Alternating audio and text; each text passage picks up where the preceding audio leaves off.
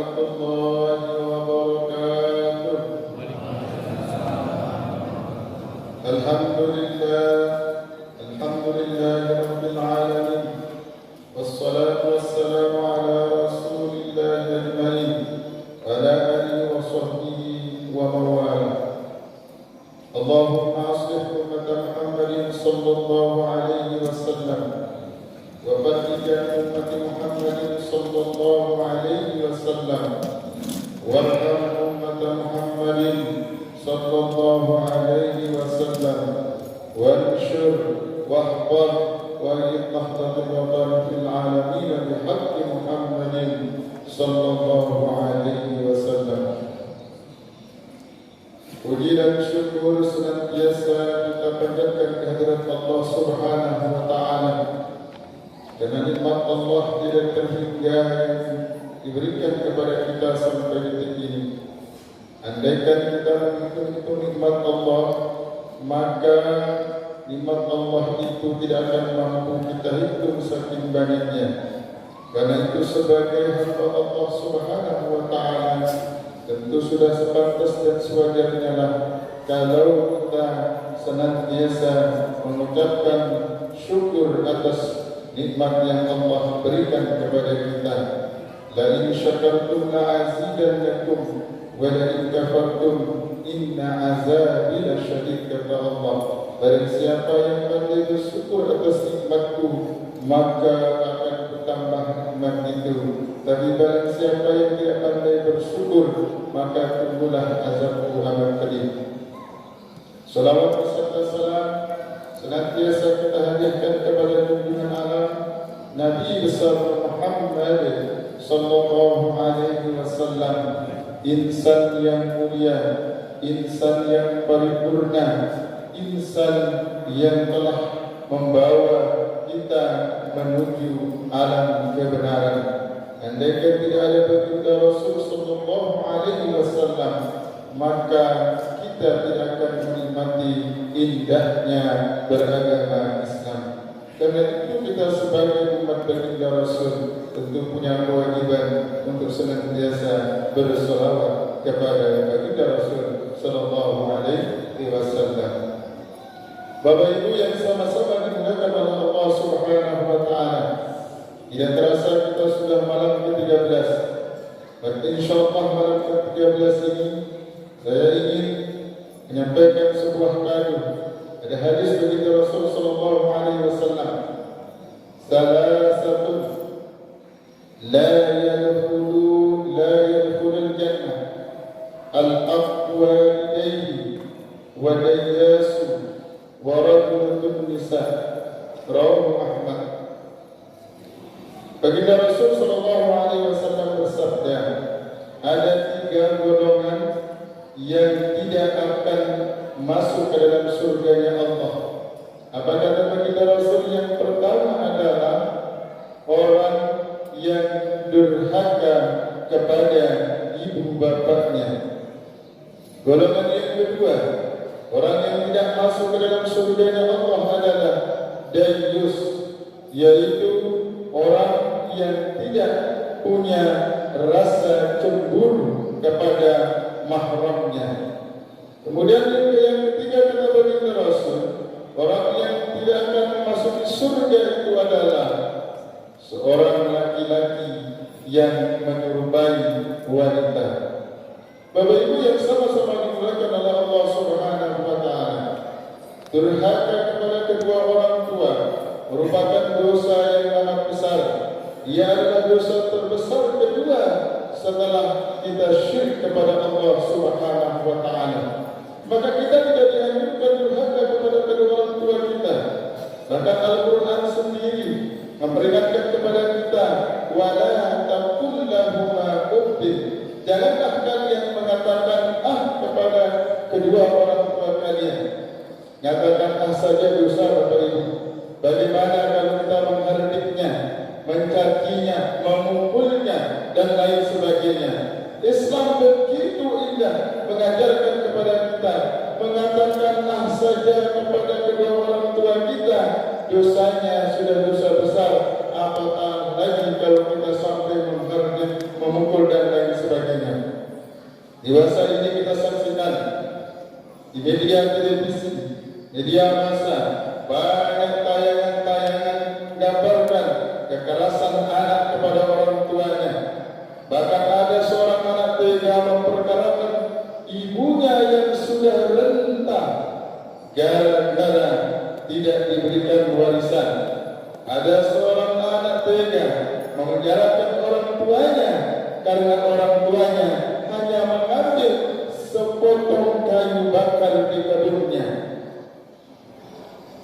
Apakah kita sebagai seorang anak tega memperkarakan orang tua yang sudah melahirkan kita, terutama ibu kita yang begitu lelah mendidik, mengandung dan melahirkan kita?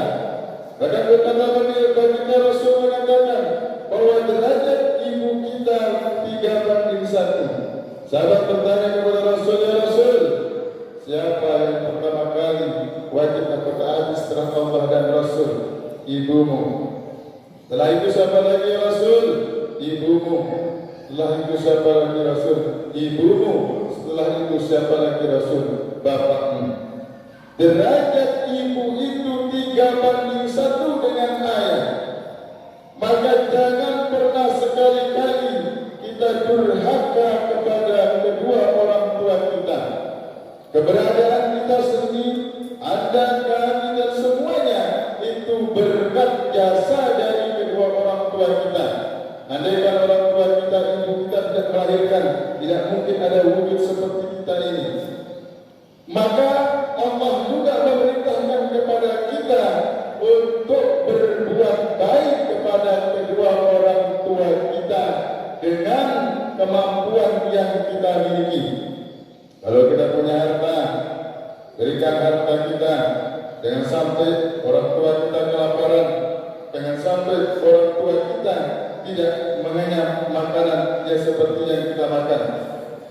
Dan jangan pernah sia-siakan. Kalau orang tua kita sudah tua renta, pelihara dia dengan baik. Sebagaimana dulu mereka memelihara kita. Maka golongan pertama kata baginda Rasul yang tidak akan memasuki surga adalah golongan orang-orang yang durhaka kepada kedua orang tuanya. Mudah-mudahan kita yang hadir di sini tidak termasuk golongan orang-orang yang durhaka kepada kedua orang tuanya. Amin ya rabbal alamin. Bapak Ibu yang sama-sama dimuliakan oleh Allah Subhanahu wa taala. Golongan kedua kata baginda Rasul yang tidak akan memasuki surga adalah dayyus. Apa itu dayyus? Siapa itu dayyus? Orang laki-laki yang tidak memiliki rasa cemburu kepada pasangannya, kepada mahramnya. Laki-laki kalau dia sudah tidak punya rasa cemburu kepada istrinya, maka dia termasuk laki-laki dayyus, dan itu sangat dibenci oleh baginda Rasul. Dia tidak punya rasa cemburu ketika pasangannya digoda oleh laki-laki yang bukan mahramnya. Bahkan para ulama mengatakan ciri seorang laki-laki atau suami dayyus itu adalah ketika membiarkan pasangannya atau istrinya keluar rumah dengan dandanan yang terlalu molek, sehingga dia tidak punya rasa khawatir istrinya akan diganggu oleh laki-laki yang bukan mahramnya. Maka kata baginda Rasul, itu adalah golongan suami-suami dayyus. Dan suami dayyus, laki-laki dayyus tidak akan pernah mengenyam yang namanya surga Allah Subhanahu wa taala. Maka jangan biarkan kita menjadi laki-laki dayyus.